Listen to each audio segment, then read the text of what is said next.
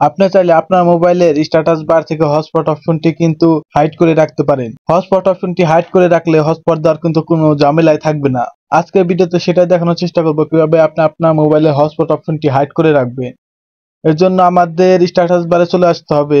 এখান থেকে নিচের দিকে টান দিবেন। নিচের দিকে টান দিলে নিচের দিকে যে একটা পেন অপশন দেখছেন সেটার উপরে একটা ক্লিক করবেন।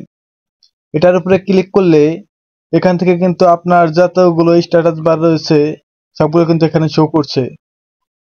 এখান থেকে আপনি হটস্পট অপশনটি ট্যাব দিয়ে ধরে নিচের দিকে নিয়ে আসবেন।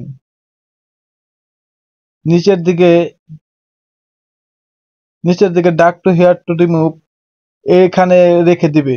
এখানে রেখে আপনি যদি ব্যাক স্পেসে ক্লিক করেন দেখবেন আপনার হটস্পট অপশনটি এখান থেকে হাইড হয়ে গেছে। এখান থেকে আর কেউ কিন্তু আপনার হটস্পট অপশনটি খুঁজে পাবে না। আর খুঁজে না পেলে কিন্তু হটস্পট দেওয়ার কোনো ঝামেলা আর থাকবে না। আপনি চাইলে এটা পুনরায় আবার ব্যাক করতে পারেন। এর জন্য সেই একই অপশন এখান থেকে যে পেন অপশন এটার উপরে ক্লিক করবেন। ক্লিক করলে আপনার যে হটস্পটটি সেটা ট্যাব দিয়ে ধরে উপরের দিকে নিয়ে আসবেন। উপরের দিকে নিয়ে আসলে আবার যদি ব্যাক স্পেসে ক্লিক করেন আপনার হটস্পটটি কিন্তু এখানে চলে আসবে। এভাবে আপনি স্ট্যাটাস বার থেকে আপনার হটস্পটটি হাইড করে রাখতে পারেন। ভিডিওটি ভালো লেগে থাকলে অবশ্যই ভিডিওতে একটি লাইক করে দিবেন।